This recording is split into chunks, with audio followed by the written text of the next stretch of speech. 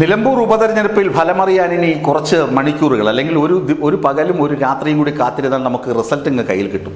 75%-ത്തിലധികമാണ് polling നടന്നത്. അപ്പോൾ ഈ പാർട്ടികളുടെ ക്യാമ്പുകളൊക്കെ വലിയ കണക്കുകൂട്ടലുകളിലും ശുഭപ്രതീക്ഷയിലുമാണ്. അപ്പോൾ പി.വി. അൻവറും അതുപോലെ തന്നെ UDF-ഉം പറയുന്നതാണ് ഇപ്പോൾ ഏറ്റവും രസകരം. ഷൗക്കത്ത് പുറമേ പറയുന്നത് 10,000, 15,000, 25,000 വോട്ടിനൊക്കെ ഞാൻ ജയിക്കുമെന്ന് ഷൗക്കത്ത് ഇങ്ങനെ പറഞ്ഞ് നടക്കുന്നുണ്ട്. പക്ഷേ പച്ചപ്പരമാർത്ഥം ഷൗക്കത്തിന് ഒപ്പമുള്ള ചില ആളുകൾ അവിടെയുള്ള മാധ്യമപ്രവർത്തകരോട് പറഞ്ഞതായി ഞാൻ അറിഞ്ഞിരുന്നു. ആ മാധ്യമപ്രവർത്തകരോട് സംസാരിച്ചപ്പോൾ ഷൗക്കത്തിന് പോലും ഭയമുണ്ട് തോറ്റുപോകുമെന്ന്. കാരണം അവിടെ സ്വരാജിൻ്റെ വ്യക്തിപ്രഭാവവും സ്വരാജിൻ്റെ പ്രവർത്തന മികവും ആളുകൾ കണക്കിലെടുത്തിട്ടുണ്ട് എന്ന് ഷൗക്കത്തിനും മനസ്സിലായി. കാരണം വോട്ടർമാർക്ക് ഏറ്റവും അധികം ഇഷ്ടം സ്വരാജിനെ ആയിരുന്നു എന്ന കാര്യത്തിൽ ഷൗക്കത്തിന് ഒരു തർക്കവുമില്ല. ഷൗക്കത്ത് അദ്ദേഹത്തിൻ്റെ അടുപ്പക്കാരോട് പറഞ്ഞത്, സ്വരാജിനുള്ള ജനസമ്മതി എനിക്ക് ലഭിക്കാൻ ഇടയില്ല, അതൊരു പരാജയ ഭീതിയുടെ സ്വരം തന്നെയാണ്.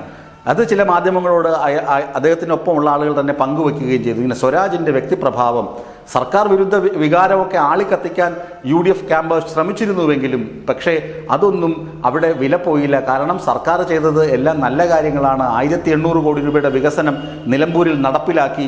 ഇതൊക്കെ കനത്ത തിരിച്ചടി UDF-ന് നൽകും. അത് മാത്രമല്ല, ഷൗക്കത്ത് പറയുന്ന മറ്റൊരു പരാതി ഈ VD സതീശൻ്റെ എടുത്തുചാട്ടമാണ്. പ്രതിപക്ഷ നേതാവിൻ്റെ യാതൊരു ക്വാളിറ്റിയും ഇല്ലാതെ ഈ VD സതീശൻ അവിടെ കാണിച്ച പുകിലുകളാണ്. ഒന്ന് ജമാഅത്തെ ഇസ്ലാമിയുമായിട്ടുള്ള ബന്ധം, അതുപോലെ തന്നെ മുസ്ലിം ലീഗ് നേതാക്കൾ പറഞ്ഞിട്ടും കേൾക്കാതെ പലതരത്തിലുള്ള എടുത്തുചാട്ടങ്ങൾ, പിന്നെ ദുരാരോപണങ്ങൾ. സർക്കാരിനെതിരെ എന്തെങ്കിലും പറഞ്ഞു കഴിഞ്ഞാൽ അത് വലിയ വാർത്തയാകുമെന്ന് പറയുന്നു. പക്ഷേ സർക്കാരിനെതിരെ VD സതീശൻ കൊണ്ടുവന്ന ആരോപണങ്ങളൊക്കെ അവിടെ 8 നിലയിൽ പൊട്ടുകയാണ് ചെയ്തത്. ഒന്ന് പെട്ടി വിവാദം പൊട്ടി, പിന്നെ ആ ഇലക്ട്രിക് ഷോക്കേറ്റ് കുട്ടി മരിച്ച സംഭവത്തിൽ വിവാദം കത്തിപ്പോയി.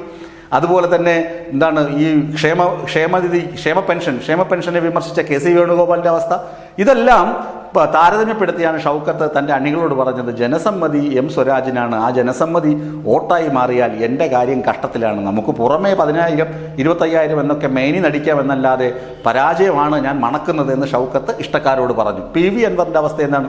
പി.വി. അൻവർ ആദ്യം പറഞ്ഞത് 75,000 വോട്ട് എനിക്ക് ലഭിക്കും, 25,000 വോട്ട് എനിക്ക് ലഭിക്കും, 75,000 വോട്ട് എനിക്ക് ലഭിക്കുമെന്നായിരുന്നു ആദ്യം പറഞ്ഞിരുന്നത്. അത് കഴിഞ്ഞ് ഇപ്പോൾ പറയുന്നത് എന്താണ്?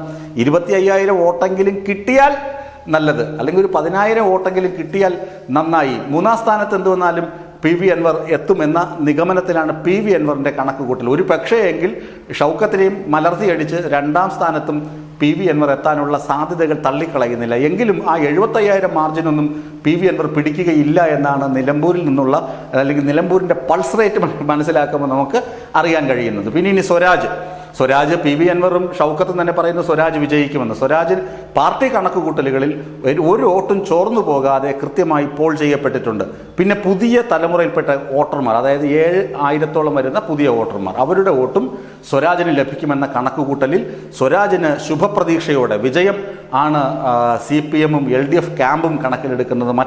മറ്റൊരു റിസൾട്ടും ഉണ്ടാകാൻ പോകുന്നില്ല. സ്വരാജ് നിയമസഭയിലെത്തും എന്ന ശുഭപ്രതീക്ഷയാണ് ഇടതു മുന്നണിക്ക് ഉള്ളത്. BJP-ക്ക് ഞാൻ നേരത്തെയൊക്കെ പറഞ്ഞു അതുപോലെ തന്നെയാണ് അവസ്ഥ. യാതൊന്നും കൂടാനും പോകുന്നില്ല, താഴോട്ട് പോകുന്നെങ്കിൽ മാത്രമേ ഉള്ളൂ. BJP-യുടെ വോട്ട് എങ്ങോട്ടാണ് പോകുന്നതെന്ന് നമുക്ക് ഈ തെരഞ്ഞെടുപ്പിൽ അറിയാൻ പറ്റും. കോൺഗ്രസും അവരും തമ്മിലുള്ള അണ്ടർഗ്രൗണ്ട് ഇടപാടുകളെക്കുറിച്ചുള്ള വ്യക്തമായ ചിത്രവും ഈ തെരഞ്ഞെടുപ്പ് ഫലം നൽകും എന്ന കാര്യത്തിൽ യാതൊരു സംശയവുമില്ല. അങ്ങനെ ഈ അനലൈസേഷൻ, അതായത് ഈ ഒരു കണക്കുകൂട്ടലുകൾ ഷൗക്കത്തിൻ്റെ ഭാഗത്തു നിന്നും അൻവറിൻ്റെ ഭാഗത്തു നിന്നുമുള്ള വെളിപ്പെടുത്തലുകളൊക്കെ വെച്ച് നോക്കുകയാണെങ്കിൽ സ്വരാജ് ഉറപ്പായും നിയമസഭയിലെത്തും.